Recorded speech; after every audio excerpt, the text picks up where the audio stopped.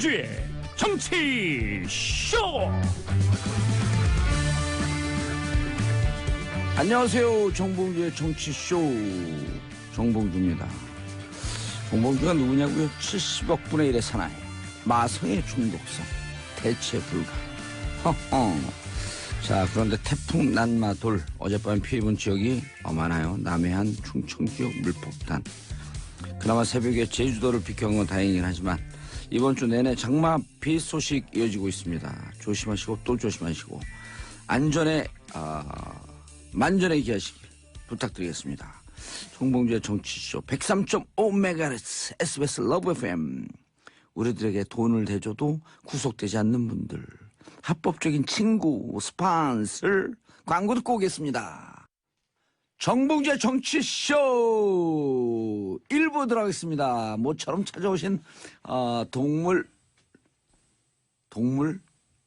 뭐죠? 그 에버랜드 동물 농장인가요? 거기 탈출하신 동물들이 지금 우리 스튜디오에 와 있습니다. 모처럼 만나는 여론조사 동물농장. 짜잔 짠짠짠짠. 이게 뭐지? 배종찬 리서치 본부장 코끼리입니다. 네. 배종찬 본부장입니다. 코끼리 좀 물어봐요. 쉽지가 않습니다. 네. 자, 오피니언 라이브 센터장 곰 윤희웅.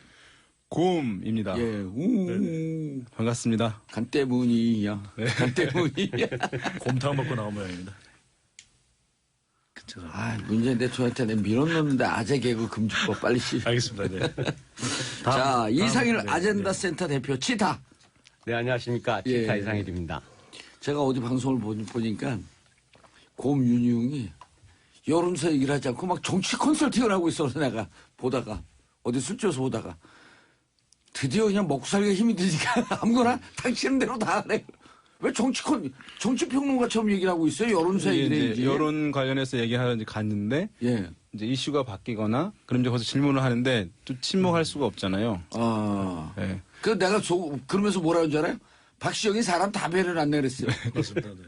박시영은 여론조사를 하면서 정치평론가처럼 얘기를 하잖아. 네네. 그렇죠? 그렇죠. 나오지도 않고. 윤희웅 곰센터장은 마늘을 좀 더 먹어야 될 것 같습니다. 그래요? 네. 마늘. 예. 예. 네네. 자, 우리 전문가분들에게 모처럼 여론조사 얘기 듣는데요. 우리들의 가장 소중한 분들이죠. 청취자분들. 여러분들의 주인입니다. 여러분들이 안 들어주면 방송 없어요. 그러잖아요? 국민이 네. 없으면 나라가 없듯이. 맞습니다. 네. 국민을 주인처럼 생각하지 않으면 탄핵되듯이. 네. 청취자를 주인으로 모시고 샵 1035 단문 50원 장문 100원 샵 1035 문자 보내주시기 바라겠습니다. 자, 9085님 외근 나가게 하는 방송 정치쇼. 오늘도 이 핑계 저 핑계로 외근 나갑니다. 오랜만에 듣는 여론조사 동물농장 기대되네요. 자, 하루라도 문자를 보내지 않으면 손에 가시가 돋친다. 여러분들 문자는 동물들도 춤추게 만든다. 하루라도 정치쇼를 듣지 않으면 귀에 가시가 돋친다. 자, 근데요. 오늘 제가 퀴즈를 낼게요. 왜 느닷없이 세 분을 오시라 했을까? 예? 여론조사 지금 뭐 핫한 기간도 아닌데. 청취자가 중요하니까, 소중하니까. 감이 다 떨어졌네 이제. 아니 가을 시작도 하기 전에 감이 네네. 떨어지면 어떡해요? 네네. 아니 우리가 라디오 청취율 조사를 시작을 해요. 오늘부터 해요. 네네. 오늘부터. 근데 우리 방송을 듣는 분들이 라디오 청취율 조사하는데 왜 나한테는 전화가 안 오냐. 좀 얘기를 해주고 싶은데 정치쇼 들으라고. 나 듣고 있다고. 그렇다고 이걸 옥상에 올라서 유인물을 뿌리면서 나는 정치쇼를 듣는다. 날 잡아가라 이럴 수도 없잖아요. 그런 분이 좀 나오면 좋을 텐데. 네. 그래요? 아니 진짜 라디오는 주위에서 받아본 사람이 없어. 아니, 저희가 선거 여론조사할 때도 마찬가지인데요. 예. 왜 나한테는 전화 안 와? 왜 나한테만 안 와? 이렇게 이야기하시는 분들이 계시는데 예. 무작위로 전화를 하는 것이기 때문에 사실상 내가 전화를 못 받는 그 순간이 있거든요. 또 예. 이것이 수많은 사람들 중에서 뭐 고작 1,000명, 2,000명, 3,000명을 또 뽑아내는 것이기 때문에 사실 좁은 지역, 예. 뭐 하나의 동네 예. 단위가 아니기 때문에 이 라디오 청취율 조사만 하더라도 저희들이 서울, 인천, 경기 수도권을 다 커버하는 예. 것이거든요. 그렇기 때문에 이 안 오신다고 역정되시지 말고 조금만 더 기다려 주시면 연락이 가지 않을까. 예. 네. 근데 만약에 이제 우리가 조금 이따가 그 시연을 해볼 롤플레이 할 텐데 네. 어제 뭐 들었어요. 근데 SBS 정봉주의 정치쇼 이렇게 딱 정답을 얘기하면 좋은데 이런 분들이 계세요. SBS 봉도사의 뉴스쇼 들었는데요. 이러면 어떻게 되는 거예요? 이럴 경우에는 글쎄요, 보통은 재질문을 하게 되어 있습니다. SBS 봉도사의 뉴스. 그러니까 왜냐하면 실제 진행되고 있는 프로그램 이름에 가깝기 때문에 아하. 이 프로그램을 의미하는 것이냐. 이게 직접 그 전화 면접 조사인가요? 전화를 하게 되는 거죠. 전화를 하죠. 근데 이제 어떤 경우에는 아주 원리 원칙대로 하게 되면은 예. 조금이라도 일치하지 않으면은 뭐 이것을 인정하지 않는 경우들이 있는데 예. 그러기는 아주 근접해 있거든요. 예. 그렇기 때문에 더군다나 누가 진행하는 겁니까? 봉도사님의 진행이기 때문에 다시 한 번 더. 네. 이렇게 하면요. KBS 봉도사의 전국구를 들었습니다. 그런 글쎄요, 경우 이거는- 카운트가 어렵죠. 근데 이제 그 조사원들한테 교육을 하거든요. 그러면서 이제 예를 들면 그런 식의 이렇게 약간 부정확하지만 예. 뭔가 실제 프로그램에 근접할 수 있는 대답이 있을 수 있죠. 그러면 그런 것들 일종의 그 조견표처럼 이렇게 그런 프로그램 세팅들을 예. 교육을 다 해서 그게 이제 가급적이면 소화가 될 수 있도록 아마 그렇게 하는 걸로 그게 이제 원칙인 걸로 알고 있습니다. 알았습니다. 그럼 예인 연습. 자, 고미 질문하고 우리 같은 그러니까 아니 일단 이제 이게 라디오 청취율 조사 같은 경우는 예. 방금 말씀하셨듯이 이제 전화 면접 조사, 전화 조사로 이제 면접원들이 전화해서 뭐 이제 이것저것 물어보는 형식으로 이루어지고, 근데 대부분들은 이제 라디오 청취율 조사는 잘 모르시고 예. TV 시청률 조사를 많이 아시잖아요. 아하. 근데 TV 시청률 조사는 이제 이른바 피플 미터라고 중요하지 않아요, 지금. 예, 그거. 그건 지금 이제 중요하지 지금 않습니다. 중요하지 않아요. 기계를 통해서 하는데 박수! 어쨌든 이제 라디오 청취율 조사는 이제 일반적인 여론조사 형식으로 이루어진다. 그렇기 때문에 지금 이제 이 시간이 중요할 수 있다는 얘기를 이제 그렇게 논리적으로 얘기하면 그 우리 청취자분들이 몽미? 네. 자, 우리 아니, 고미, 이제 자, 고미. 시작하겠습니다. 여론사 면접하자. 돌아가면서 이렇게 돌아가면서. 자, 선생님 어제 라디오 들으셨습니까? 여기서부터 돌아간다니까. 제가 대답을 하면 되는 건가요? 그렇죠. 이게 도대체. 이게 역할극이 다시 하겠습니다. 땡. 자, 선생님 어제 라디오 들으셨나요? 예, 들었습니다. 그러면 어제 10분 이상 청취한 라디오 프로그램이 있습니까? 네. 네. 프로그램 진행자 이름은 뭔가요? 네, 3번 정봉주.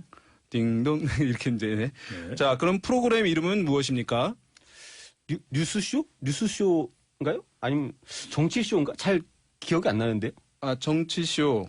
그거 같아요. 네, 정치쇼 말씀하신 거죠? 예, 예. 네. 자, 그럼 방송사는 어디였나요? 방송사는 그게 스부스였나 SBS였었나? SBS. SBS. 예, 네, SBS 맞는 것 같아요. 네. 예, 네. 그 뭐 목소리 이상하게 깔깔깔깔 웃는 그 사람인데 그 정도사요? 이럴 때 어떻게 되는 거냐 이거? 진행자 이름 이제 아까 말씀하셨고. 예, 진행자 이름 예. 얘기했고. 네, 이 정도 되면 이제 카운팅이 될 수 있는 응답들이라고 예. 할 수 있겠고요. 만약에 이제 뭐 완전히 기억을 못 하시는 경우도 사실 많이 있을 수 있는데 그런 것들은 뭐 카운팅이 안 되니까 예. 사실은 좀 기여를 하고 싶다라고 한다면 어느 방송사에서 진행자는 누구이며 프로그램 명은 무엇인지 정확히 알면은 정말 더 충성된 고객으로서 기여를 할 수 있다고 약팔로 봅니다. 오셨어요? 그러니까 제가 SBS 정봉주 정치쇼. 응답 잘하는 노하우를 알려드릴게요. 먼저 예. 머릿속에 방송사를 먼저 생각하시면 됩니다. 아하. 방송사. 아하. 그 다음에 진행자. 정봉주. 진행자. 정봉주. 방송사 SBS. 그 다음에 마지막에 프로그램 명. 정치쇼. 네, 정답입니다. 이게 다 나와야 돼요? 그러니까 이게 완벽한 거죠. 이래야지 카운팅이 된다. 예, 예. 자. 기왕이면 완벽하게. 자, 이제 정답으로 돌아갑니다. 다시 롤플레이. 질문. 라디오 들으셨나? 네. 들었습니다. 네. 10분 이상 청취한 라디오 프로그램은 있으셨는지요? 있었습니다. 네. 네. 프로그램 진행자 이름은 무엇인지요? 예, 정봉주입니다. 네. 너무 다 맞추는데요? 예. 프로그램 이름은 무엇이었나요? 정치쇼요. 네. 방송사는 SBS였습니다. 딩동댕. 완벽했습니다. 완벽하죠. 네네. 이름 카운팅이 되는 거예요? 카운팅이죠. 근데 방송사, 자, 우리 예. 질문은 진행자 프로그램명 방송사로 나갔는데 방송사 진행자명, 그다음에 프로그램명. 이게 아주 자연스럽게. 아하. 네네. 야, 이렇게 하고도 10% 안 나오면 안 되는데. 근데 이 라디오 청취자분들이 되게 방송사명을 좀 저기 하는 게 뭐냐면 채널 번호로 기억을 하잖아요. 그렇습니다. 아, 뭐 103.5MHz. 예, 그렇게만 아하. 기억을 하는 경우가 많아서 이게 어느 채널인지 헷갈리시는 예. 경우들이 많이 근데 있어요. 프로그램명만 말씀을 하셔도 알겠습니다. 자, 샵 1035은 이제 우리가 이 지금 롤플레이 하니까 비판 문자가 쏟아지고 있어요. 쏟아지고 있습니다. 네. 자, 토끼용님 청취율 조사번호 받고 싶어요. 이거 비판이 아닌데? 배순홍님 불안해서 지금 시뮬레이션 하는 건가요? 자, 이제 우리 쉽게 시작했어요. 이벤트님 조사에 연연해 하지 마시고 믿고 듣는 청취자들도 아주 많다는 거 꼭 기억해 주세요. 왜 우리 비판을 아무도 안 하지? 제가 하나 이제 생각을 해봤는데 이거 포탈이 많이 영향력이 크잖아요. 우리나라에. 포탈 같은 경우 보면은 이제 어떤 방송사들 뉴스라든가 특정 예. 프로그램들이 메인 포탈 화면에 나오게 되거든요. 근데 제 어딘지 생각에는 모르지. 예. 라디오도 사실은 지금 충분히 수준이 높아졌기 때문에 예. 관심들 많은 라디오 그런 코너들이 이제 모여져 있으면 언제 어디서나 또 접근성도 좋게 그 포탈을 통해 가지고 들을 수 있게 하는 것들을 하게 되면 확산도가 좀 상당히 이 세 높아질 분이 것으로 포탈과 보거든요. 친하니까 포탈 그런 제안했어요. 왜냐면 창의적이네 진짜. 네, 그래서 그걸 예. 한번 저는 우리 라디오 방송 최초로 예. 우리 정치쇼에서 예. 한번 이것을 성사를 시켜보면 어떨까. 다음이든 네이버든 어떤 포털들에서 거기에 바로 코너를 뜨는 거죠. 이 시각에. 예. 제가 잘하는 포탈이 있어요. 구글. 하. 구글에는 이제 첫 화면이 아무것도 없다는 게. 그렇죠. 아무것도 없어서. 자, 대통령 지지율 고공행진. 여전히 지금 70 중반대를 유지하고 있죠? 자, 이 의미를 먼저 분석을 해주세요. 네, 치타 형님이 먼저 좀 예. 말씀해 주시면. 네. 뭐 기본적으로 잘 하니까 잘 하시니까. 근데 우리 치타 형님은 누구 찍었어요? 저는 투표를 안 했어요? 당선되신 분은 안 찍었습니다. 그렇죠. 왜냐면 정치적 성향이 틀리니까. 그런데 지금은 지지하죠, 이제 또. 예, 지지합니다. 그러면 이런 분들이 중요한 거야. 이런 분들 한대 조금 이제 다른 문제를 먼저 말씀드리면은 이 인수위 기간이 없다라는 거를 조금 감안을 하고 보실 필요는 있습니다. 그 역대 대통령들은 이제 2달 남짓하는 이제 인수위 기간 동안에 예. 그게 이제 그 당시에는 취임 전이니까 기대치로 조사가 되거든요. 예. 근데 이명박 전 대통령 같은 경우도 그 당선 직후에 이제 국정 운영을 잘할 것 같으냐 이런 기대치 조사에서는 거의 80%에 가까운 조사가 나온 적들도 있습니다. 근데 이제 예. 그런 얘기하세요. 부분, 그런 부분들이 이제 근데 이제 인수위 기간 동안에 보통 왜 여러 가지 논란들이 벌어지잖아요. 뭐 인사 관련된 거라든지. 맞아요. 뭐 인수위가 뭘 하겠다 발표했다가 이제 역풍을 이러면서 지지율이 미리 좀 깎이고 들어가는데. 인수인 때 완장질 하면 그거 안 되거든. 그렇죠. 그게 없었기 때문에 지금 어떻게 보면 사실 아주 엄밀하게는 지금 문재인 대통령은 대선 이후에 사실 지금까지 시간이 인수위 기간에 거의 그 속하는 정도 시간밖에 안 지났거든요. 그래서 이게 이제 어떻게 그 비교가 정확한가라는 문제가 좀 있을 수는 있습니다만 아하. 그럼에도 불구하고 뭐 75% 80%라는 이제 이 지지율 굉장히 높은 겁니다. 그거는 기본적으로 국민들 기대치에 부합하는 어떤 그 모습을 보여왔기 때문에 이 가능한 거라고 봐야 되겠죠. 다시 80%를 또 넘어섰어요. 네, 대통령 지지율이 이렇게 높은 가장 큰 이유는 파격적인 소통 행보를 한다라는 것. 이런 소통다운 소통, 든든한 소통을 보고 싶었던 국민들에게 마음을 울리는 그런 지지율 고공행진으로 이어진 부분이 야당에서 있고요. 이렇게 비판하지 않나요? 공약은 나라다운 나라인데 왜 소통다운 소통을 하지? 그것이 정말 필요한 것이고 소통다운 소통이 돼야만 나라다운 나라가 될 수가 있는 것이거든요. 아니, 제 취지는 뭐냐면 뭘 해도 다 비판한다 이런 얘기예요. 우리가 뭐 닭 비판을 하면 되겠습니까? 닭 비판이요? 네, 닭치고 비판인데. 물론 우리 동물농장에는 닭은 없습니다. 네. 근데 이게 야당에 대한 실망감도 반영이 돼 있는 거죠. 그러니까 그만큼 견제 세력이 있고 견제 인물이 있다면 그것은 또 대통령의 지지율에도 영향을 줄 수 있는데 그렇지 못하다는 것이고요. 또 이 정상회담도 크게 영향을 미친 것으로 보여집니다. 무난했다라는 평가받고 있는데요. 여론에 영향을 미칠 수 있는 것은 한 세 가지로 봤거든요. 하나는 악수를 잘 할 수 있느냐. 근데 악수가 되지 않았다라고 하는 점. 끈끈한 또 관계, 인간관계를 보여주잖아요. 그 다음이 뭐냐면 사드 배치가 전면에 떠오르지 않는 것. 바로 이 부분도 아주 전략적이었던 것이고요. 마지막으로 이제 우리가 조금 더 신경을 써야 되는 부분이 이제 중국의 태도. 이제 G20 정상회의에서 또 한중 정상회담에서 또 한 번 대통령이 어떤 외교를 보여줄지 또 기대가 됩니다. 내일 바로 G20. G20가 아니잖아요. 예? 네, 3D였듯이. 그렇습니다. 예, G20에 내일 가는데. 네. 그러니까 그 말씀하신 대로 문재인 대통령의 국정 지지율 이제 높게 나오는 이유 많이 말씀하셨잖아요. 예. 첫 번째 이제 인수위가 없는 효과에서 기대감의 효과를 좀 누리고 있는 측면이 있다. 물론 잘하고 있는 것 외에 예. 그다음 또 배 본부장님 말씀하신 대로 이제 소통 말씀하시고 하고 있다. 그다음에 이제 말씀하신 대로 또 이제 야당 예. 이제 우리가 이제 비판을 하잖아요. 사실은 신뢰받는 어떤 야당이 그룹이 적절한 비판을 할 때 대중들의 인식을 재조정하게 되거든요. 예. 근데 야당이 지금 이제 그 메신저로서 신뢰를 완전히 사실 상실한 상황이에요. 예. 그러니까 우리가 양치기 같은 경우 보면은 첫 번째 얘기를 하다가 나중에 양치기 소년이 신뢰를 잃게 되면 실제 늑대가 왔는데도 불구하고 사람들이 안 믿어주는 것과 좀 비슷한 형국입니다. 그러니까 야당의 지지율이 매우 낮다는 것은 신뢰를 못 받고 있는 것인데 비판을 인사 등에 대해서 한다 하더라도 그것을 귀담아 듣지 않는 거예요, 국민들이. 그러다 보니까 그것이 어떤 인식 재조정하는데 영향을 주지 않고 있는 부분이 있겠고 또 제일 중요한 것은 대비 효과라고 볼 수 있습니다. 그러니까 박근혜 정권과의 어떤 대비 효과. 이것이 뭐냐면 대통령 국정 지지율은 대통령을 지지하십니까라고 묻는 것이 아니라 대통령이 최근에 대통령으로서 일을 잘하고 있다고 보십니까라고 묻거든요. 예. 그러면 사람들이 상대적으로 평가를 하게 되는데 지난 정권 때보단 낫다라고 하는 인식이 형성돼 있기 때문에 사실은 잘하는 편입니다라고 하는 응답이 많아지는 상황이거든요. 예. 그것들이 모여서 이제 대통령 국정 지지율이다. 이렇게 얘기를 하는 것이니까 아마도 가장 크게 영향을 미치고 있는 것은 이전 정권과의 배조 효과, 네, 대비 효과. 예. 그것이 사실은 많이 작용을 하고 있다 이렇게 볼 수 있겠습니다. 예. 그런데 사실 이제 우리가 이번 대선 때 가장 언론에 대해서 관심이 높았던 게 뭐냐면 팩트 체크. 두 가지 키워드가 가짜 뉴스, 팩트 체크. 근데 이번에 정상회담을 마치고 돌아오는데 공동 발표문에도 FTA 재협상이라고 하는 말은 한마디도 없었고 그런데 많은 언론이 명분은 찾았지만 실리를 잃었다 하면서 FTA 재협상을 등에 지고 왔다? 근데 이게 사실 아니거든요.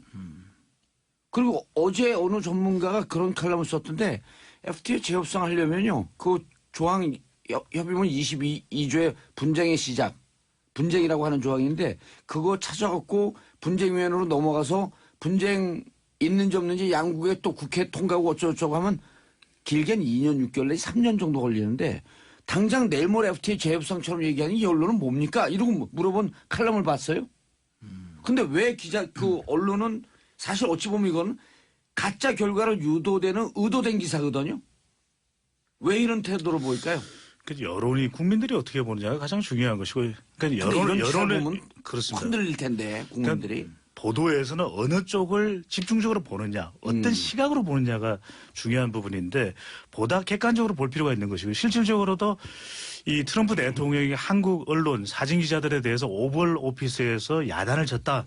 이렇게 난리를 칠 수가 있느냐라고 하는 언론 보도도 보면 사실상은 그렇지가 않다라고 하는 것이거든요. 그러니까 그래요? 우리가 팩트 체크를 제대로 할 필요가 있는 것이 이 한미 FTA도 우리 국민들이 인식하고 있는 것은 지난한 시간을 통해서 맺어졌던 협정입니다. 그렇죠. 그러니까 쌍방이 있는 것이거든요. 호혜성이 있는 것이기 때문에 이런 부분에서는 보다 신중하게 어떤 부분들이 정확하게 논의되었는지를 따져봐야 되는데 한쪽만 이제 부각시켜서 트럼프 대통령의 이 발언은 한미 FTA 재협상으로 바로 들어가는 첫 단추다. 이렇게 단정을 지어버리는 분. 그러니까요. 사실 어찌 보면 미국 러스벨트라고 하는 미국 그렇습니다. 자기를 지지했던 사람들을 위한 공내용이라고 하는 지적도 많잖아요. 근데 왜 그런 걸로 잘 부각을 안 시켜주지? 그래서 우리들 이런 걸 볼 때는 좀 차분히 볼 필요가 있습니다. 근데 예전에 비해서 이제 국민들이 이런 어떤 정보를 습득하는 방식이 많이 바뀐 게 이 뉴스를 옛날처럼 뭐 이렇게 이제 몇 개 방송국의 뉴스, 그다음에 몇 개 신문 지면에서 나오는 정보 이렇게만 보여지는 게 아니거든요. 그래서 이 이제 한미 정상회담 관련된 그 뉴스를 찾아보게 되면은 다양한 해석들이 많이 있고 그리고 뭐 그런 기사들 중에는 이제 이게 트럼프 대통령의 발언이 이제 미국 국내 정치용이다. 뭐 이런 해석들도 충분히 있었고 특히 이제 그 공동 선언문에 이 부분을 완벽히 배제시킨 것을 설명하면서 대통령이 이제 트럼프 대통령의 이야기는 공동 협정은 없는 이야기다. 이렇게 명확하게 이게 사실 문제를 정확하게 이제 짚어냈기 때문에 그런 이제 정보들이 종합적으로 이렇게 보여지다 보면 그 많은 언론과 그 많은 프로그램 중에서 가장 정확한 정보를 전달하는 프로그램은 뉴스쇼? 정치쇼. 누구의? 정봉주. 무슨 방송국? SBS. 띵동댕. 문재인. 아니 이게 중요한 게 예. 10분 이상 청취하셨는지요? 또 들어가줘야 됩니다. 이게 이제 아, 코끼리 잘한다. 지금 이제 말씀하신 대로 여러 이제 정보 매체 정보들을 이제 습득하는 이제 유권자들 일반 시민들의 수준이 높아졌다는 것을 어떻게 알 수 있냐 하면 예. 그렇게 이제 어떤 FTA의 경제적 지임을 얻어왔다라고 하는 이제 보도들이 있었음에도 불구하고 네. 문재인 대통령의 국정 수행 지지율이 떨어지지 않고 오히려 이제 갔다 와서 보통 정상들은요. 예. 해외 순방하면 지지율이 계속 올라가거든요. 그렇죠. 이제 왜 그러냐 하면 몇 가지 이제 효과가 있어요. 첫 번째는 이제 주목 효과. 일단은 국내에 있을 때보다 더 집중적인 스포트라이트를 받아요. 왜냐하면 이제 사람들은 미디어를 통해서 이제 보게 되면 정보를 예. 받아들이게 되면 이제 인식이 바뀌는 것이니까 사실 그게 매우 중요하거든요. 그러니까 그것이 이제 집중적인 조명을 받는다는 게 하나가 있고 두 번째로는 이제 성과 효과. 뭔가 하나 가서 이제 성과를 내오거든요, 되게. 미리 예. 조율이 많이 돼 있잖아요. 뭐 어떤 문제는 거론하지 않는 것도 있겠고, 뭔가 이제 합의를 해준다거나, 동의를 해준다거나, 이런 것들을 얻어오는 부분이 있기 때문에 하나 있고. 우리 윤희용 고음은 뻔한 얘기인데 네. 성과 효과, 네. 주목 효과 이러니까 마치 뭔가 새로운 얘기를 재정리하는 그다음에 것처럼. 이제 제일 중요한 게 뭐냐면 이제 지도자 효과가 있어요. 이제 외국에 나가서 뭐 너무 비행기 남용되는 아래서 것 얘기를 한다거나 교민들을 만나거나 어디 뭐 장진호 효과 뭐 이제 그 연설을 한다든가 장진호 하면은 효과입니다. 네. 장진호가 장진호 있죠. 효과. 네. 그러면은 대통령이 나라를 위해서 일하고 있다고 하는 인식이 형성됩니다. 미국에 가장 사실 크거든요. 그러니까 나라를 위해서 일한다는 이미지가 형성되는 것. 그래서 이제 사실은 별게 없어도 올라가는 경우도 있거든요. 예. 그런 이제 세 가지 효과가 영향을 주어서 통상적으로 임기 후반부에 가면 탄력성이 없기 때문에 별 효과를 안 주는데 예. 임기 뭐 중반까지는 상당히 효과를 준다 이렇게 보겠습니다. 이 효과는 있는지 없는지 객관적으로 검증을 해주세요. 윤희용 곰님. 안민석 의원이 뭐라고 얘기하냐면 사진에 자기 얼굴이 나와서 안민석 효과도 있었다. 딩동대 아니면 땡. 도쿠멘터리. 일부 뭐 그렇게 땡. 분들도 있던데요. 네. 수치에는 반영 안 되겠지만. 아니 근데 그걸 아전인수라고 하는 거예요. 아니 근데 이번에 예. 와튼 효과도 있었다. 와튼 효과. 같은 효과가 네, 한미 FTA 관련해서 예. 백브리핑에 나온 내용인데 예. 이 트럼프 대통령이 정확하게 모르고 있으니까 어허. 장하성 경제특보가 와튼 스쿨을 나왔거든요. 아하. 그래서 나 와튼이야. 와튼 효과. 죄송합니다. 네. 자, 이 허망한 얘기를 광고 듣고 계속하겠습니다. 채널 고정. 정봉재 정치쇼 2부 들어있습니다. 여론조사 동물농장 계속 이어가고 있습니다. 리서치 배종찬 본부장 코끼리 오피니언 라이브 센터장 윤희웅 고음 아젠다 센터 대표 이상일 치타 코끼리 고음 치타가 한 동물농장에 있습니다. 네, 더문들이죠. 네. 근데 이게 전혀 진짜 안 싸우는 치타가 좀 문제다. 막 물 것 같아 아무나. 근데 곰한테 안 되죠 치타가. 코끼리한테도 안 되고. 코끼리가 있으니까요. 네. 아, 이 모든 걸 조합하는 것이 예. 봉도사님입니다. 아, 감사합니다. 이 모든 것을 조합해서 우리가 뛰어놀 수 있는 장을 마련해 준 게 SBS인 것 같지만 사실은 청취자분들입니다. 네네. 한 번 더 할까요? 아까 그거 재밌어. 이제 그만해 이제 네네. 좀 적당히 해. 과유불급. 가요불급 예. 하겠습니다. 자, 아까 뭐였냐? 와튼스쿨 얘기하다 끝났어요. 우리가 농담으로 들을까봐. 네, 한미 팩트 아니에요, 이거는. 그럼요. 한미 정상회담이 상당히 치열했던 상황을 이 백브리핑 내용으로 전달 받을 수가 있었는데. 예. 자, 여기서 이- 잠깐 그렇죠, 네. 깨알 같은 재미. 백브리핑은 뭐냐? 네네. 기자들이 기자회견을 합니다. 네. 보통 이제 국회의원들 네. 정상 기자회견 하는데 기자회견 딱 끝나고 돌아가려고 그럴 때 기자들이 와 몰려갖고 이건 뭐죠? 이건 뭐죠? 이러면서 그렇죠. 물어보는데 사실 기사는 여기서 그럼요. 다 터지죠. 뒷이야기. 뒷이야기. 네. 우리 정치쇼는 앞이야기. 예. 네. 이렇게 다릅니다. 예, 그래서 근데- 기자들은 간단하게 줄여서 백불이라 그러죠. 백불. 네. 아, 그래서 뭐 미국 무역 대표부 대표 아하. 또 트럼프 대통령 상당히 이렇게 압박을 내오니까 이거 안 되겠다. 그래서 이 정책실장이죠. 예. 이 장하성 정책실장이 영어로 말하겠다. 그랬더니 오호. 트럼프 대통령이 와튼 똑똑한 분 이러면서 아, 스마트 가이. 네 이게 트럼프 대통령이 와튼을 졸업을 했거든요. 펜실베니아 유펜에 와튼 경영 이 스쿨을 졸업을 했는데 그러니까 이제 얼마나 반가웠겠습니까? 학교 이름도 와튼인데 장하성 내 동문 왔던 같은 아니고 왔던 죄송합니다. 네. 이렇게 상황이- 동문이에요? 트럼프하고? 네네 동문인 거죠. 오. 왜 이제 왔든? 제가 아니고 이제 왔던 얼마나 반가웠겠습니까. 그러니까. 네. 그래서 이 경색됐든 경직됐든 분위기가 사르르 녹아들었다고 그러거든요. 야.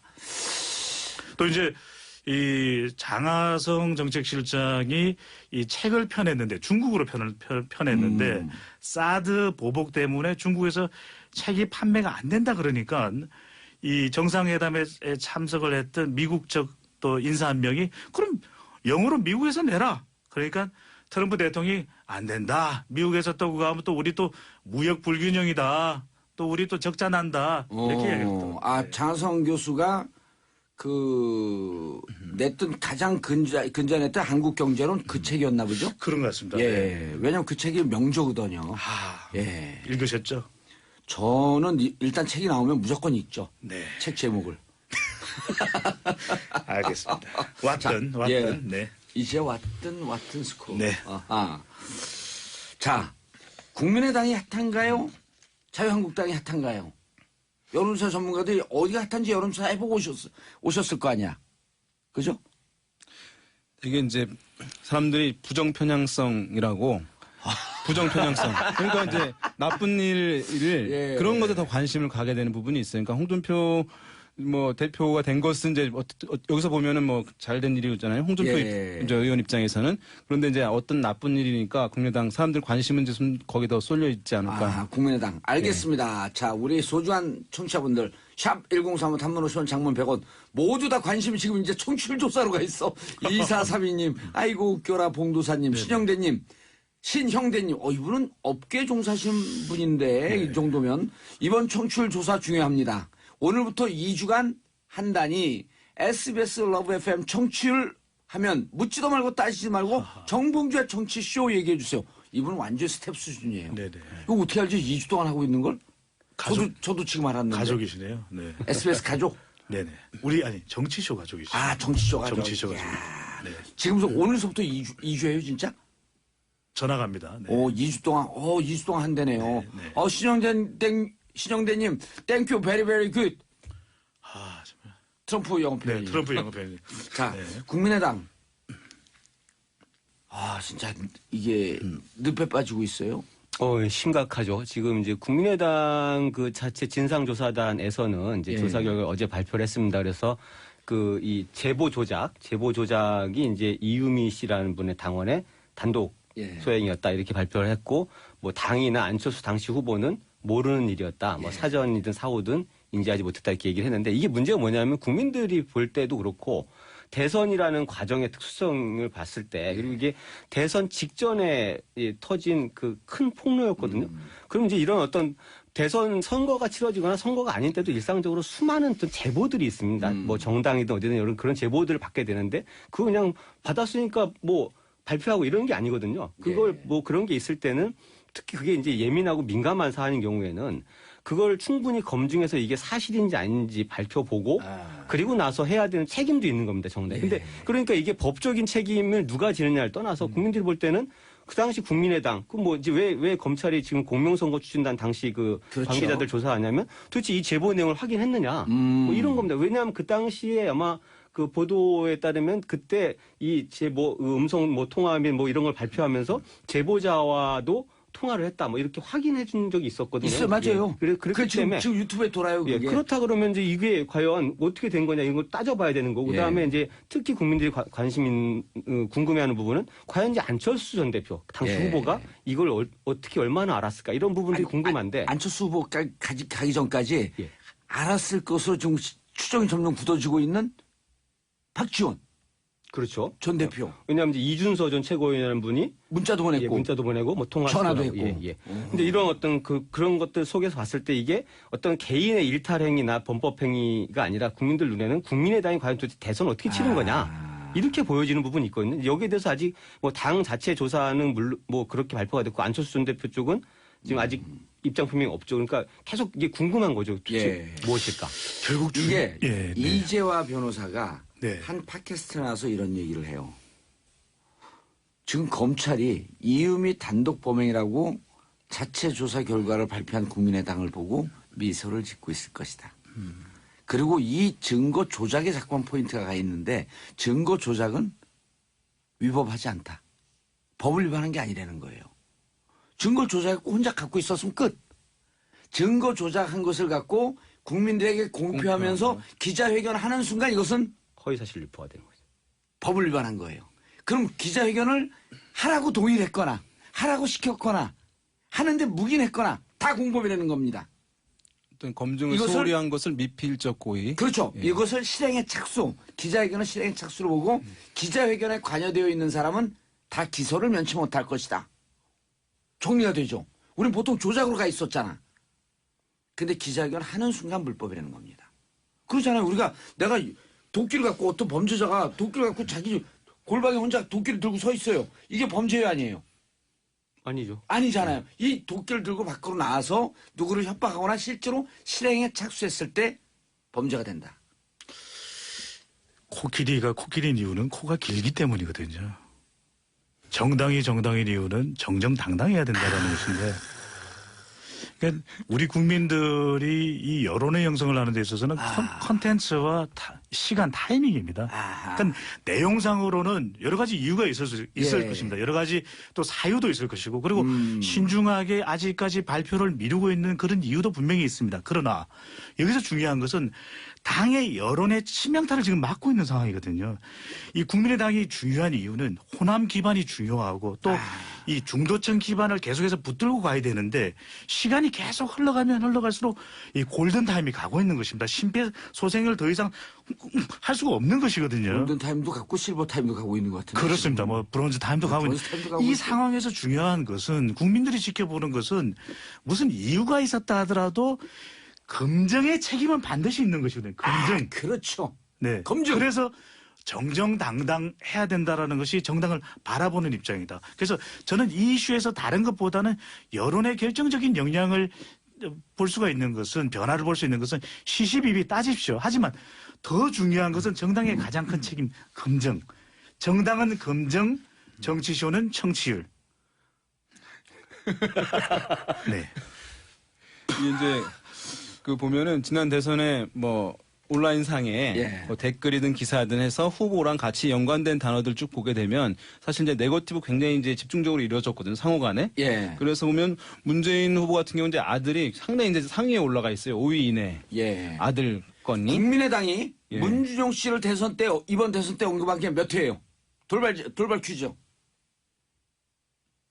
98회. 네. 그래서 어마어마하게 한 거죠. 치타님. 예, 아니 뭐 다들 기억하실 겁니다. 마지막까지 예. 계속해서 이제 그 문제가 집중적으로 9번 제기됐기 모자라는 때문에. 100번. 그래서 예. 뭐 또 이제 뭐 다른 후보들도 마찬가지긴 하거든요. 안철수 후보도 뭐 부인이든 뭐 이제 보좌진이든 이런 것들, 또는 홍준표 후보 같은 경우는 뭐 많이 아시겠지만 그 돼지 관련한 부분도 이제 있었는데, 그래서 이제 네거티브 공세들이 굉장히 이제 집중적으로 상호간에 이루어진 상황이었는데, 어쨌든 이제 이것이 일견에 어쨌든 조작과 관련된 부분이 있다고 하는 것이니까 예. 상당히 이것은 이제 선거라는 것은 민의가 가장 정확하게 표출될 수 있도록 국가가 사실은 매우 신경 써서 이제 하는 것인데, 이 안에서의 이제 민의가 표출되는 것을 중간에 어쨌든 이제 왜곡을 시키는 작업을 했다고 지금 이제 인식되고 있는 것이니까 예. 사실 이것은 이제 민주주의 자체에 대한 이제 도전이었다고 볼 수 있는 것이거든요. 그런 면에서 정치권에 오래 계셨는데 예. 허위사실 유포에 대해서는 정치권에서 엄히 다루잖아요. 그렇죠. 선거에서는 뭐 예. 그리고 저는 온몸으로 경험까지 하고 온 사람이고. 그렇습니까? 그런데 이 증거를 조작한 사례는 잘 못 보지 않았나요? 그렇죠. 이런 경우는 완벽하게 이렇게 조작을 해서 뭐 그것도 가장 민감한 시기에 그 예. 대선이라는 국면에서 폭로된 경우는 본 적이 없는 것 같은데요. 이게 만약에 이게 왜 중요하냐 하면은 그 문제가 그 당시에 과연 얼마나 많은 사람들한테 어떤 판단, 생각의 변화를 줬을까. 만약에 이게 대선 결과에 영향을 미쳤다고 생각해보면 이거는 뒤집을 수가 없는, 예. 걷잡을 수가 없는 문제잖아요. 그렇기 때문에 이 행위 자체가 굉장히 엄중한 거고, 거기에 대해서 아까 이제 뭐 그 정당의 어떤 범법 얘기했으면 범법은 아니더라도 적어도 치명적인 과실은 범한 거죠. 국민의당이 그걸 만약에 검증해내지 못하거나 부실하게 검증한지 발표했다라고 하면은 예. 적어도 이런 과실이라는 측면에서 책임을 명키가 어려운 상황인 거죠. 아니 예를 들어 우리 이상일 그 대표께서 옆에 이제 윤영 대표가 있는데 윤영 대표가 와갖고 야, 내 친구 누가 그 사람을 패고 가지고 그냥 뭐 중상을 입혔대. 그럼 그 얘기를 바로 저한테 옮기겠어요? 바로 못 옮기잖아요. 그 친구가 공인인데. 그럼 윤영 대표 그 얘기 어디서 들었어요? 내가 들었어. 그럼 윤영 대표를 믿기 때문에 나한테 그냥 바로 전달하나요? 아니잖아요. 그렇지 않죠. 그 사람은 공인인데. 중상을 입혔다. 왜? 중상 모략이래요. 그건. 중상벌해야 되는 거죠. 네네. 말이 안 되는 거죠. 그럼 당신이 봤어? 확인했어? 이렇게 일반적인 관계도 그런데 이땐 당이 선거에 중요한 정보인데 팩트 체크입니다. 이거를 이준서 최고위원은 믿으니 그냥 발표했다? 난 이게 상식이잖아요. 그러니까 큰 이슈든 작은 이슈든 예. 선거에서 조작이라는 것은 있을 수가 없는 일인데 그럼에도 불구하고 저럼에도 불구하고 이것이 또 큰 이슈였다라는 겁니다. 치명적인 이슈가 될 수도 있었기 때문에 더 사실은 검증의 무게를 두었어야 되는 것이거든요. 예. 그러려니 하고 믿어서는 안 되는 이슈였다라고 하는 것이죠. 국민의당이 이제 그 운명이 어떻게 될 것 같아요? 자, 요 이슈가 계속 이제 물고 늘어지고 재판이 붙으면서 계속 가는데 바로 이제 지방선거는 지금 시작이 됐어요 이미. 각 회사로도 지금 계속 문의가 들어오잖아요. 나 이번 지방선거 준비하는데 여론조사나 뭐 이런 등등 어떻게 준비해야 되겠습니까? 벌써 문의들이 밀려 들어오기 시작하고 있거든요. 저는 이 대목에서 제일 중요한 게 예. 우리 정치적으가 가장 소중하게 생각하는 분들은 청취자입니다. 예. 정당이 가장 소중하게 생각해야 될 분들은 유권자거든요. 유권자죠. 저는 이번 상황을 보면서 자꾸만 기시감, 데자뷰가 드는 게 2004년에 천막 당사입니다. 당이 오명을 씻어내기 위해서는 완전히 그라운드 제로에서 시작을 해야 되는 것이거든요. 모든 걸 내려놓고 예. 모든 걸 국민들에게 이 고백을 하고 예. 있는 그대로 저는 뭐 없는 걸 더 있다라고 하는 것도 말이 안 되는 것이고 그랬을 때 여론이 되살아날 수가 있는 것이거든요. 저는 그 반전 모멘텀의 꼭지를 만들어내는 것이 반드시 필요하다고 보여집니다. 그러니까 지금 이제 국민의당 브랜드의 어떤 신뢰도 많이 이제 상실된 것이기 예. 때문에 이건 본질과 관련된 문제잖아요. 그래서 훼손된 상황이기 때문에 선거에서 아마 국민의당 간판으로 출마하고자 하려던 이제 의향자들 상당히 이제 고민할 수밖에 없는 상황이기 때문에 그게 이제 가장 큰 위기예요. 그런 상황 그렇게 되면 예전에 이제 바른정당으로 이제 이탈했다 다시 복귀한 사람들 같은 경우는 국회의원 밑에 뭐 밑이라고 하긴 그렇습니다만은 시의원, 도의원, 광역의원들, 기초의원들이 우리 공천 때문에 다시 돌아가야 되겠다. 민주당으로. 아니요, 자유한국당으로 바른정당. 예, 그러니까 그렇죠. 그것을 그러면 그 사람들이 없게 되면 다음 총선에서 자기 손발이 없는 것이기 때문에 그 이유 때문에 다시 바른정당으로 나왔던 사람들이 자유한국당 돌아간 것이거든요. 예. 그러니까 지금 같은 경우도 이제 국민의당 보면은 이 간판으로 하기 힘들고 그 기초의원, 광역의원들의 움직임이 있을 것이기 때문에 이미 그러면은 탈당하잖아요. 상당히 이제 뭐 일각은 민주당과의 어쨌든 통합 연대 논의 흐름이 있을 테고 또 일각에서는 같이 하기 힘든 그룹들이 있거든요. 그런 그룹들은 오히려 또 바른정당과 또 연대 통합 논의 이렇게 두 가지 흐름들이 생겨날 가능성이 좀 있지 않을까. 국민의당은 이제 이게 양쪽으로 당분간 어쨌든 이거 90년을 갖고 끌고 가려고 할 텐데 그것이 이제 리더십을 발휘할 수 있는 지금 인물이 충분하지 않기 때문에 상당히 지금 좀 뭐 공경에 처해 있는 상황이라고 볼 수 있겠습니다. 90명이 아니라 30명. 90력. 90력. 예, 그걸 이제 리더십을 발휘할 수 있는 이 원심력들을 자각할 수 있는. 뭐 이렇게 진행자가 뭐 무식하다는 뜻으로 셋이 지금 막 낄낄거리고 있는데 이런 분야에서 제가 계속 방송을 해야 하는지 자괴감이 드네요. 자기가 되면 청취자를 위해서 저희가 또 그래서 힘내야죠. 힘내야죠. 네. 자, 넷이 다 한번 화이팅 한번 할까요? 하나, 네. 둘, 셋 하면 화이팅 한번 해주시죠. 알겠습니다. 하나, 둘, 셋. 화이팅! 전 안 했습니다. 이렇게 저희가 자, 홍준표 당대표가 됐어요. 근데 나오면서 첫 마디가 뭐냐면 조작된 여론조사 탄핵하겠다? 이런 발언을 했어요. 예, 뭐 그 대선 때도 그 이야기 잘하시잖아요. 많이 했었죠. 홍준표 그래서 대표 잘하시죠? 잘은 모릅니다. 개인 친하시죠? 얼굴은 뵌 적이 있는데요. 아, 근데 이게 저는 그냥 아주 단순한 것 같아요. 지금 이제 조작된 여론조사 뭐 이야기하면서 문재인 대통령의 그 엄청난 지지율 어허. 또 뭐 호남 지역에서 뭐 90 뭐 몇 퍼센트가 예. 나오는 이게 과연 뭐 정상적인 조사냐라고 이야기를 그 홍준표 대표께서 하고 계시는데 예. 문제는 뭐냐면 그 똑같은 조사기관에서 과거에 박근혜 전 대통령의 콘크리트 지지율 또 당시 새누리당의 안정된 40% 그 똑같은 조사기관에서 조사했고 똑같은 방식으로 조사 발표했어. 그때는 그때 왜 탄핵을 안 했죠? 그때 그럼 지금 조사 그 여론조사기관이 갑자기 뭐 정치적으로 어떻게 변질이 돼가지고 말도 안 되는 조사를 발표하고 있는 거냐. 이게 정말로 지금 유권자들, 국민들의 눈이 자유한국당을 어떻게 바라보고 예. 또 정치권을 어떻게 바라보고 있는지를 그 성찰하면서 그걸 갖고 뭘 바꿔나가. 이게 전당대회를 이제 막 치렀는데 이번에 자유한국당 전당대회 그 캐치 슬로건이 뭐였냐면 달라질게요였습니다. 달라질게요. 전부 다 그 달라질게요라는 그 손편매 같은 그 글귀를 앞에 내세우고 했는데 그건 그게 지금 저런 어떤 인식들은 여론조사라는 것을 마치 이게 뭐 나한테 불리하면 뭔가 잘못된 여론조사고 뭐 나한테 유리하면은 뭐 좋거나 아무 문제가 없는 거고 이런 식의 반응은 저는 이해할 수가 없어요. 여론조사를 물론 이제 여론조사가 네. 의뢰자에 따라서 약간 바이아스 그러니까 그 약간 경도되는 경향성을 띠는 경우에 대한 의혹들이나 문제 제기는 간혹 있어 왔어요. 그렇다고 네, 해도 그게 전체 여론조사 예를 들어갖고 지지율 10% 나오는데 그걸 90%로 만듭니까? 그게 그리고 지금 이상일 이상일 대표가 모범적인 걸 보였잖아. 나는 지난 대선 때 지금 당선된 대통령 찍지 않았습니다. 당당하게 자기 정치적 입장도 있는 거예요. 하지만 이렇다고 여론조사를 외우고 가진 않잖아요. 당연하죠.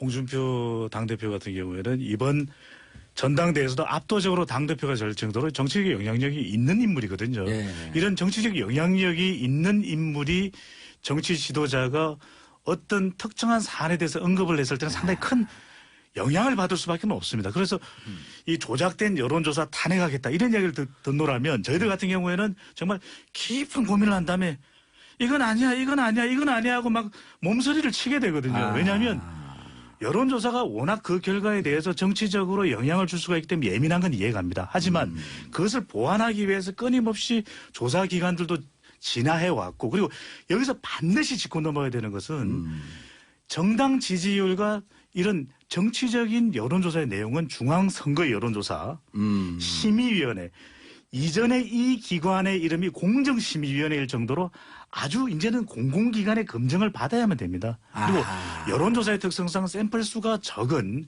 이 지역별 그러니까 뭐 호남이든 영남이든 이런 곳에는 또 등락의 추이가 좀 더 우리가 생각하는 것보다 더 크게 느껴질 수도 있거든요. 그럴 때는 추이를 살펴보면 되는 것이고 그렇죠. 그래서 저는 여론조사라는 것에 너무 의존할 필요도 없지만 너무 여론조사를 예민하게 봐서 이런 분위기를 좀 코끼리처럼 담대하게 좀 생각할 수는 없는지요. 그 샘플 수가 작다라고 하는 것은 예를 들어 전국 1000명을 대상으로 여론조사를 했습니다라고 할 때 그렇게 되면 광주 지역에서 잡히는 숫자는 뭐 한 4, 50명, 5, 60명 될 수밖에 또 없는 경우가 있거든요. 강원도는 뭐 얼마 되겠습니까? 그렇죠. 그럴 경우에는 그 지역에 표본수가 적기 때문에 정확한 데이터라기보다도 어떻게 흐름이 가고 있느냐. 그럼 이 강원 지역에 나왔던 결과는 요 전조사에서는 어떻게 나왔으며 전에는 어떻게 나와서 이 강원 지역의 유권자들의 흐름은 대체로 어떻게 하고 있다라고 하는 것을 보여주는 하나의 지표 아니에요.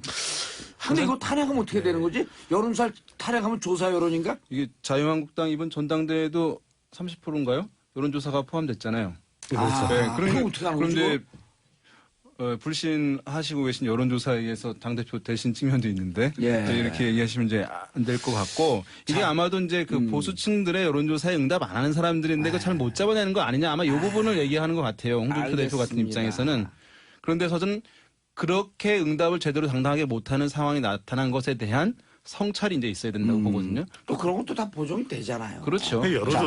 여론조사 완전한 장치는 아닌데 알겠습니다. 그래도 최대한 대표성과 객관성을 확보하기 위해 노력한다는 점은 꼭 알아주시면 좋겠습니다. 이상일 대표님, 홍준표 대표의 재등장 자유한국당의 득이 될까요? 해가 될까요? 저는 이제 홍준표 대표가 그 새로 이제 그 가를 자유한국당 어떻게 끌고 가느냐는 방향성이 있다고 보여지는데요.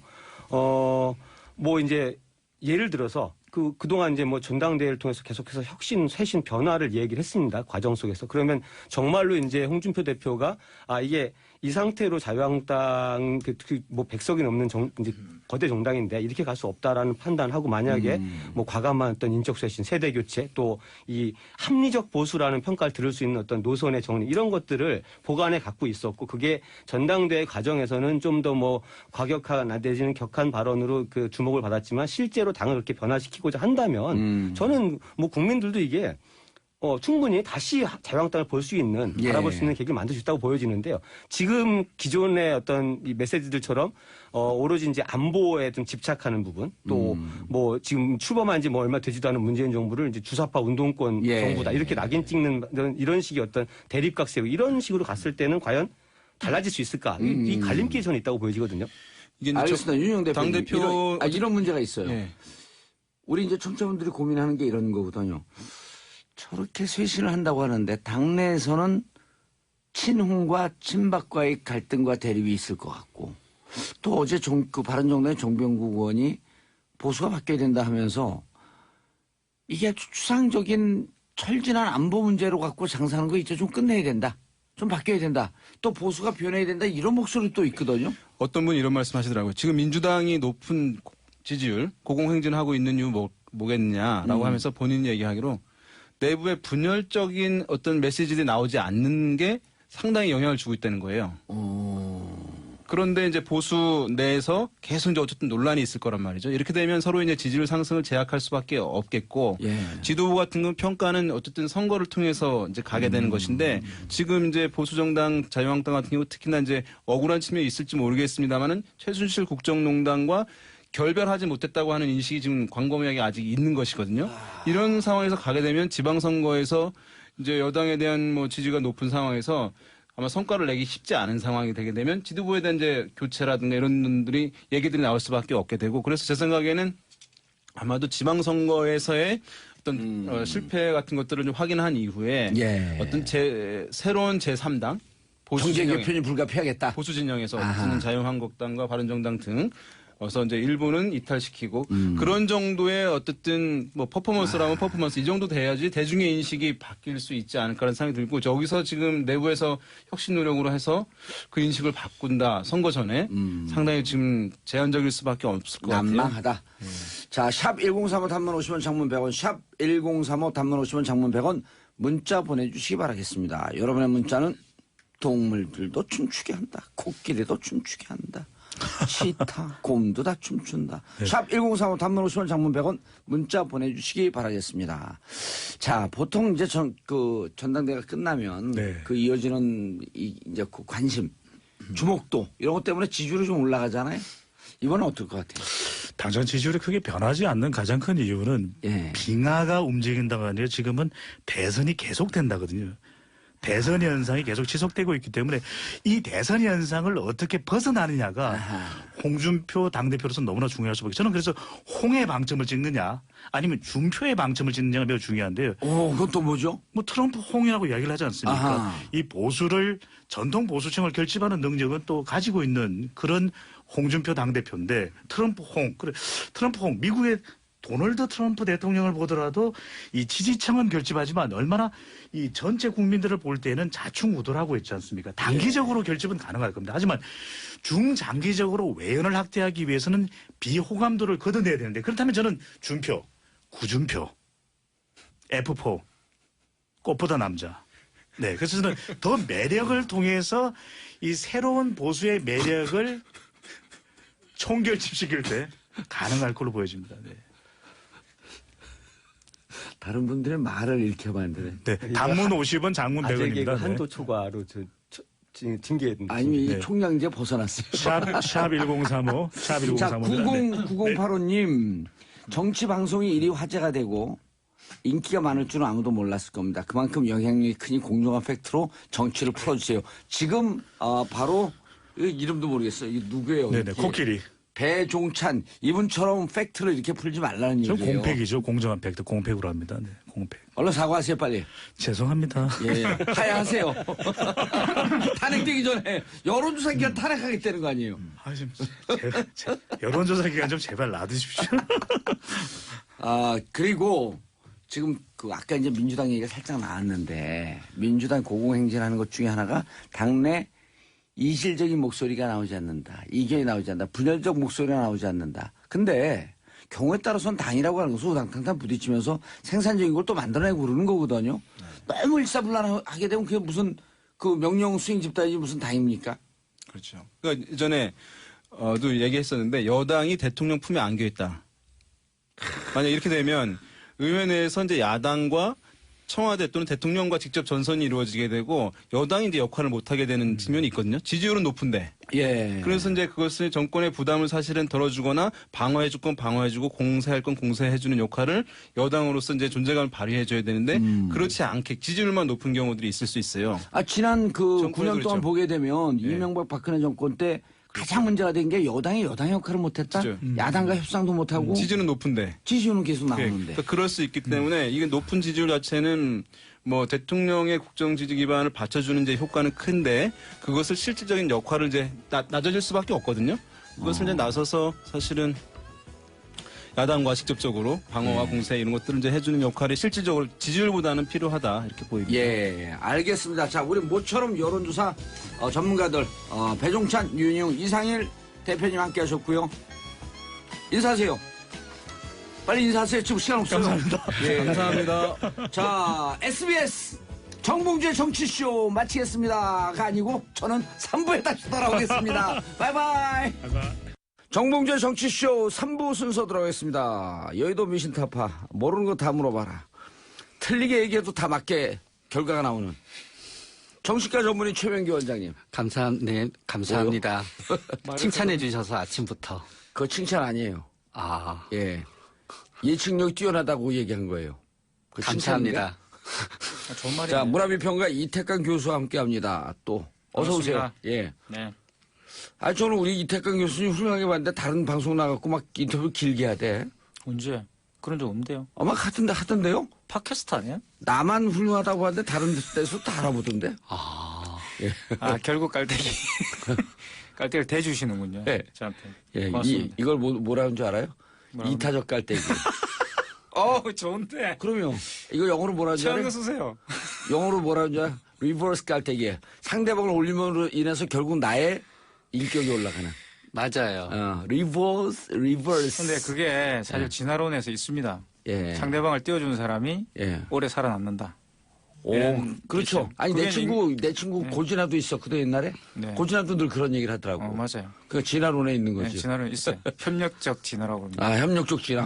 모르는 게 없어요. 자, 오늘은 뭘 갖고 오셨어요, 최명기 원장님? 오늘은 어느 정신질환자를 이 얘기를 시작할 겁니까? 뭐 엄청난 정신질. 정신질환자는 아니고요. 예. 오늘은 트럼프 대통령에 대해서 요새 악수 때문에 되게 우리들이 그 생각들을 많이 했었잖아요. 예. 그런데 이게 악수를 막상 하게 됐는데 의외로 잘 풀려서 왜 그런가에 대해서 제가 생각을 좀 해봤었어요. 그래요? 저 똑같은 생각을 했는데. 네. 왜냐하면 트럼프 대통령은 쫙 널쳐놓잖아요.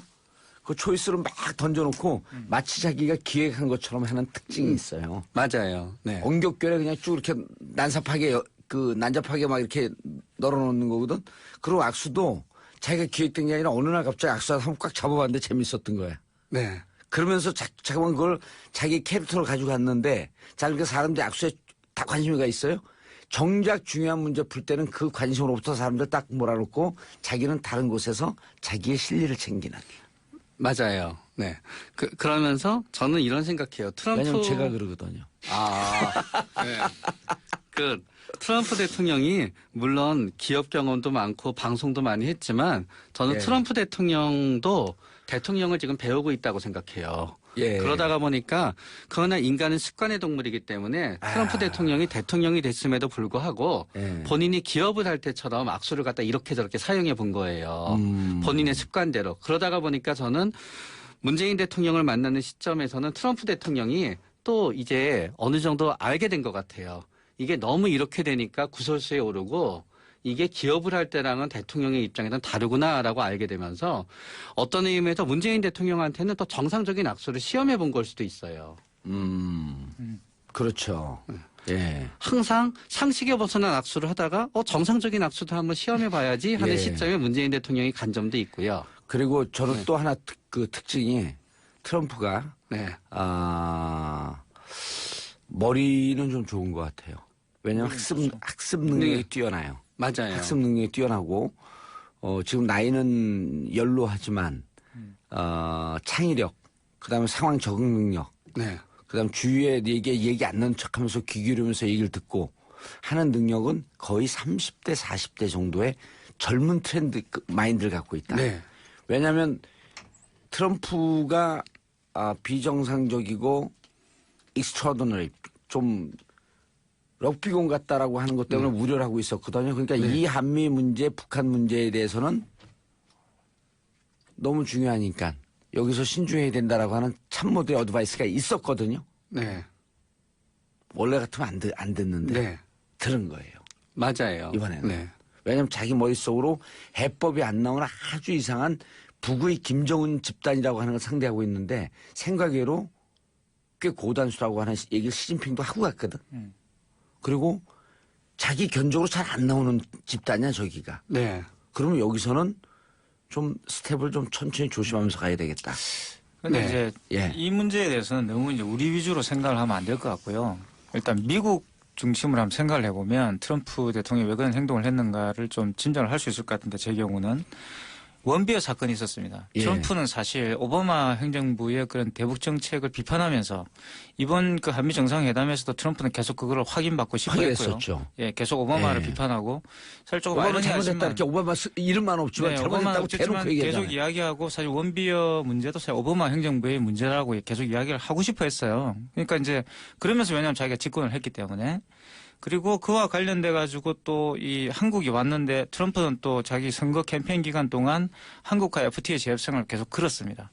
그래서 북한 문제만 있었던 게 아니라 사실은 이제 FTA 문제도 있었던 거예요. 그래서 상당히 자기가 캠페인 기간 동안 했던 것을 보여주는 내가 이런 식으로 이 문제에 대해서 주도권을 쥐고 아직까지 계속 신경을 쓰고 있다. 자기 지지자들을 생각하고 행동했다는 거죠. 예. 많은 부분에서.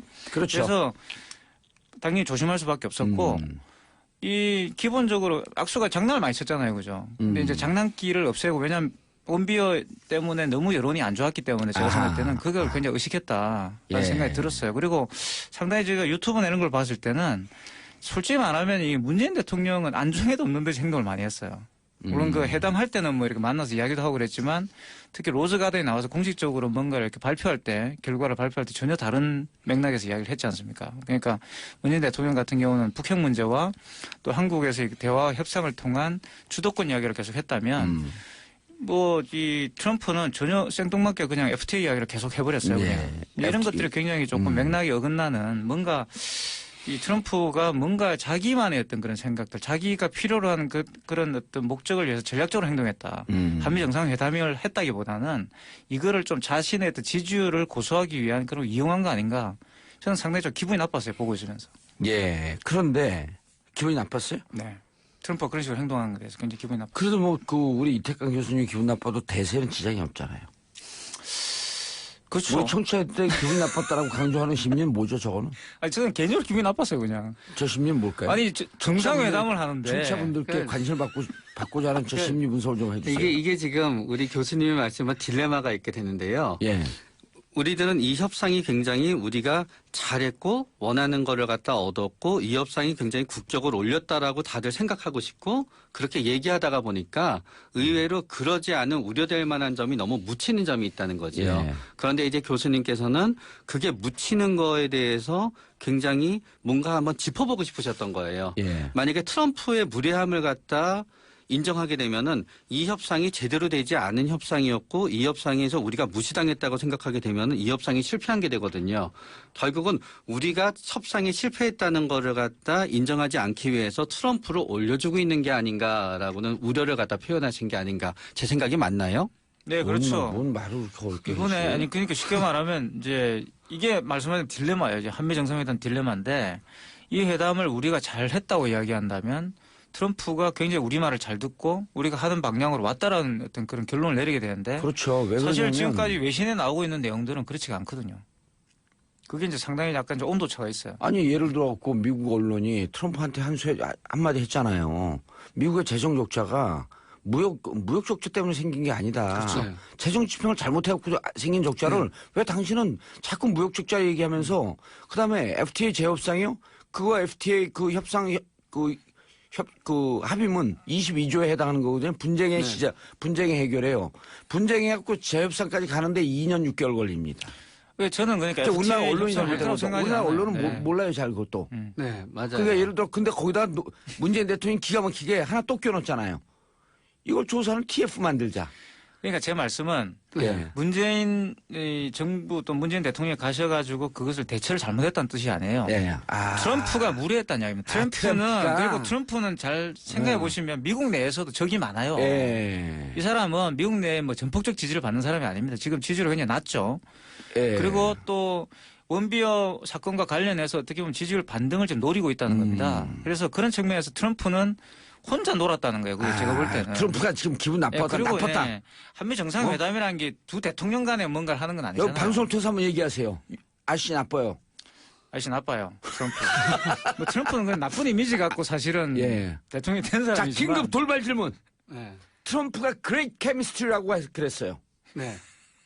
무슨 뜻일까? 간단하게 오래 얘기하면은 마이크 이쪽으로 톡 돌려버릴 거예요. 트럼프 입장에서 딱 봤을 때 예. 자기를 공격하지 않을 것 같은 사람이라고 느꼈기 때문에 땡. 케미가 있었어요. 그레이트 케미스트리. 원래 트럼프는 항상 이 그레이트 케미스트리 이야기를 합니다. 그것은 예. 서로 다른 입장에 대해서 서로 다른 입장이지만 뭔가 이렇게 통하는 게 있었다. 땡. 뭔지 아세요? 뭘까요? 둘의 지지율 합하면 100이 됐다. 트럼프 지지율 30% 좀 안 되고, 네. 제가 졌습니다. 예. 문재인 대통령 지지율 70% 좀 넘고, 합해서 100이 됐다. 그레이트 케미스트리. 이과셨나 봐요. 혼합의 원리, 화학의 원리를 얘기하고 계시니까요.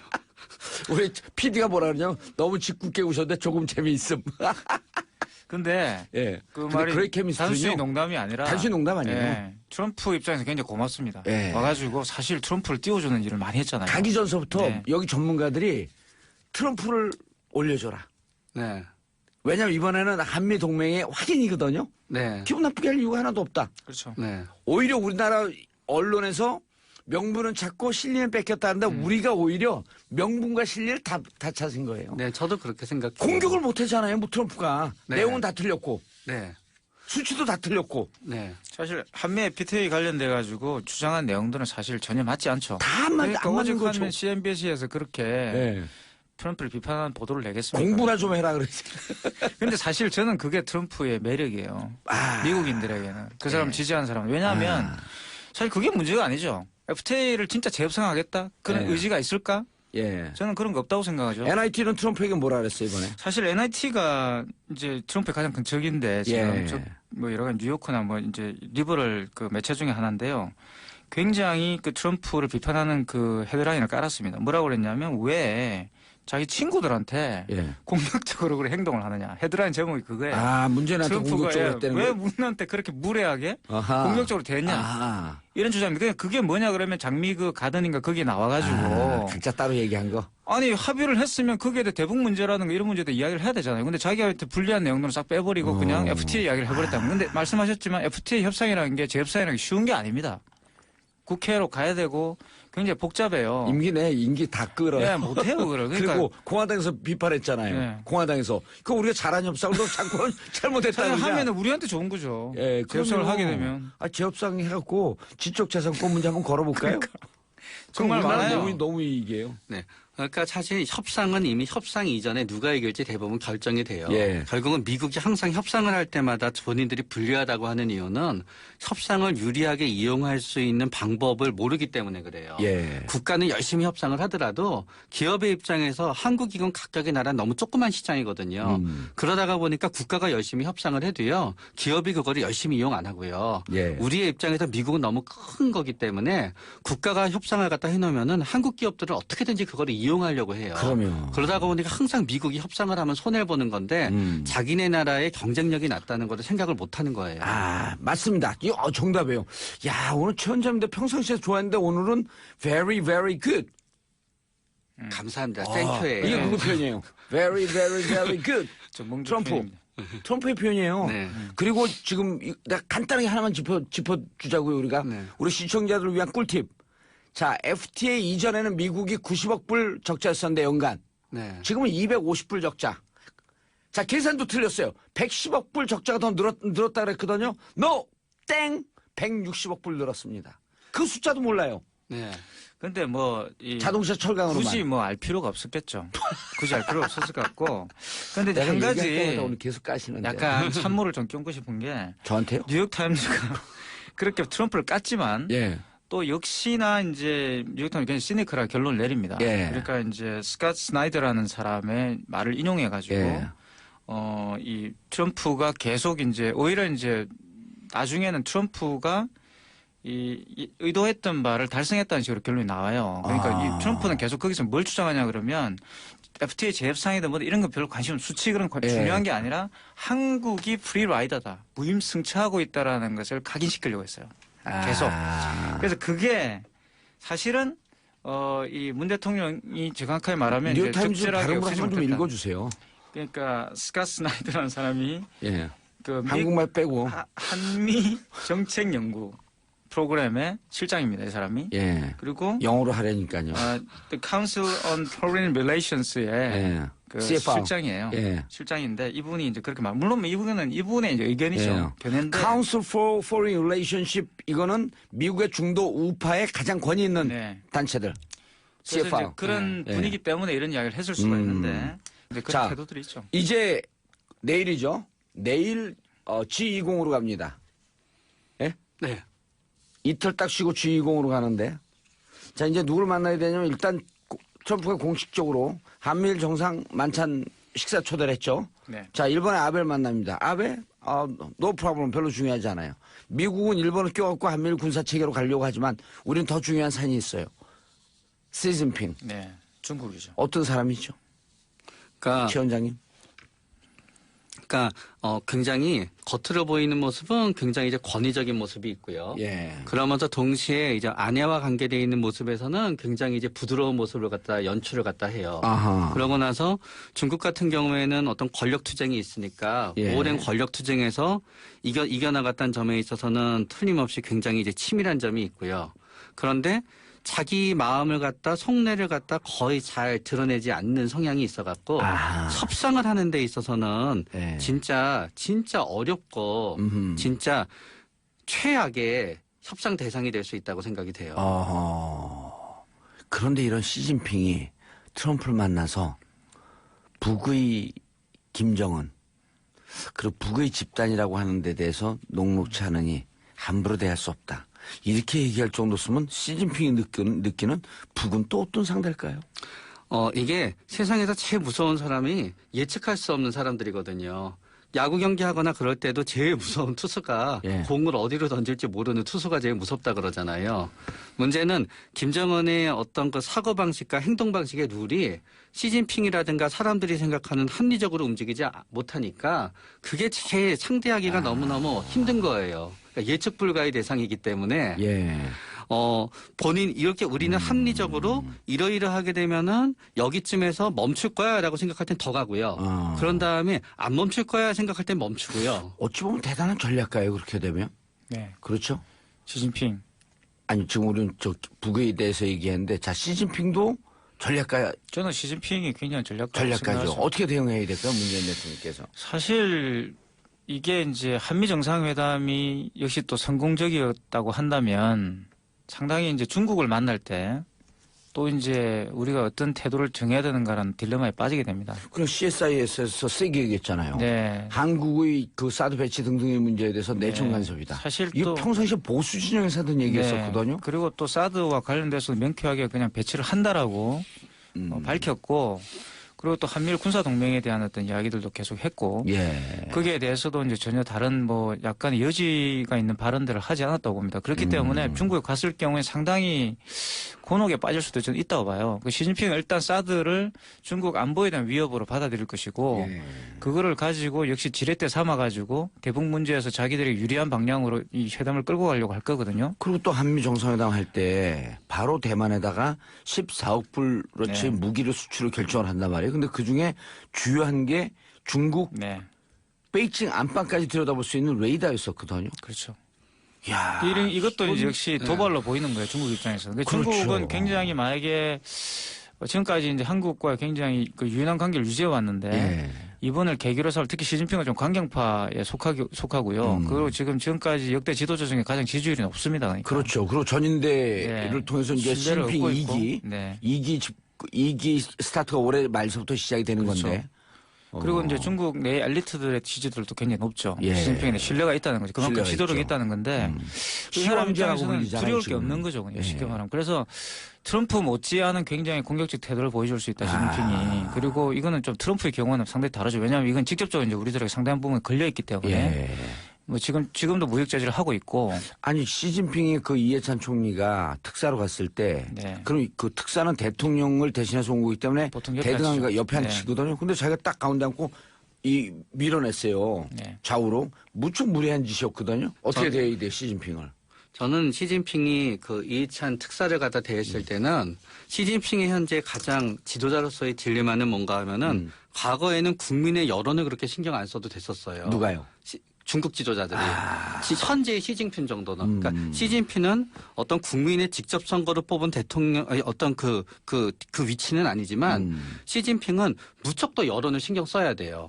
그렇기 때문에 시진핑의 입장에서는 본인의 입장에서 한국에 사드가 배치된다 그래서 예를 들어 다 이렇게 계산해 봤더니 그렇다 그래도 중국에 특별히 우리한테 안보에 엄청난 영향은 없다고 만약에 객관적인 계산이 있더라도 객관적인 데이터가 있더라도 중국 국민 앞에서는 그렇게 보이면 안 된다는 거죠. 지금은 중국 시진핑도 중국 국내용일 가능성이 높아요. 네, 바로 그런 부분이에요. 예. 그래서 시진핑에게 지금 나오는 가장 강력한 비판 중에 하나가 대북 문제 뭐 했지? 북한도 우리 말을 안 듣잖아. 네. 근데 남쪽에는 사드를 배치하고 우리 안방을 들여다보기 네. 때 당신 한반도 문제에 대해서 뭘 했는데 이게 지금 유일한 비판이거든요. 네.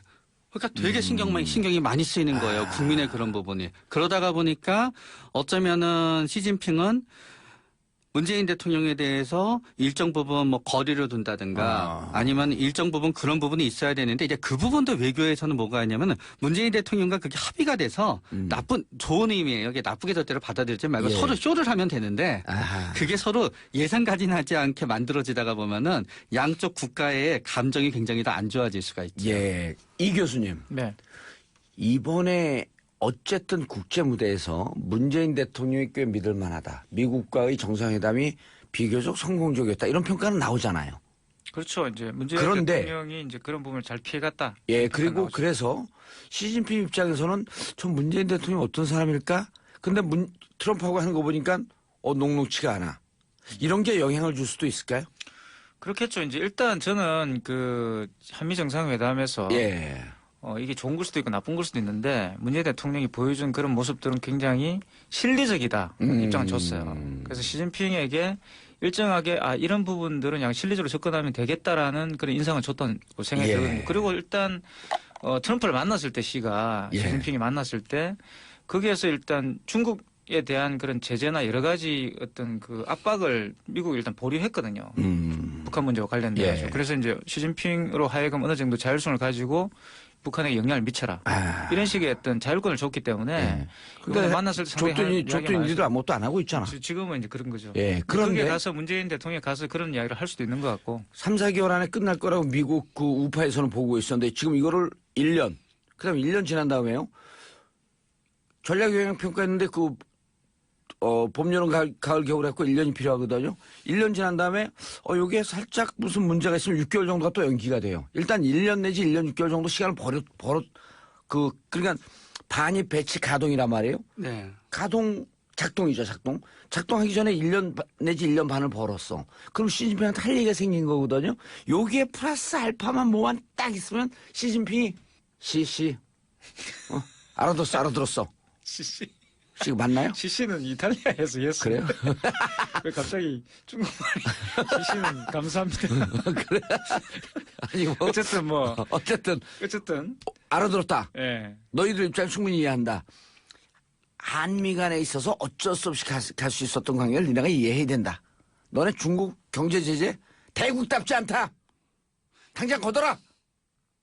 그럼 시진핑이 뭐라 그럴까요? 저는 중국의 입장에서는 이 경제 제재가 우리가 굉장히 화나는 거는 공식적 조처가 아니어서 화나는 거거든요. 비공식적으로 괴롭히니까. 꼼수로. 그런데 이제 꼼수의 또 묘미는 뭔가 하면은요. 꼼수는 언제든지 접기가 용이해요. 네. 그렇기 때문에 저는 그러나 대놓고 얘기하는 거는 그다지 올바른 접근 방법은 아니지 않을까라는 게 저의 생각이. 그거는 시진핑이 시진핑의 지위를 갖다 깎아내리기 때문에 예. 오히려 시진핑의 입장에서는 카운터를 날릴 수밖에 없게 가게 될 거예요. 그러니까 함의를 통해서 은근하게 메시지를 전하면 되겠다. 네. 알겠습니다. 아, 오늘은 이렇게 이미지 인상으로 보는 게 아니라 두 분이 완전히 외교 문제 전문가처럼 얘기하고 기분이 꽤 좋았어요. 감사합니다. 혼자 그렇게 열심히 이야기하는 것 같은데. 누구요? 저분요? 진행자께서. 아, 그래요? 외교 문제 전문가는 정봉주 진행자인 것 같은데. 그렇잖아요. 우리 청취자분들은 지금 무시하는 거예요? 자, 어쨌든 인사하시죠. 네, 감사합니다. 자, 정신과 전문의 최명규 원장님, 문화비평가 이태강 교수와 함께 했고요. 저는 내일 10시 반에 다시 찾아뵙겠습니다.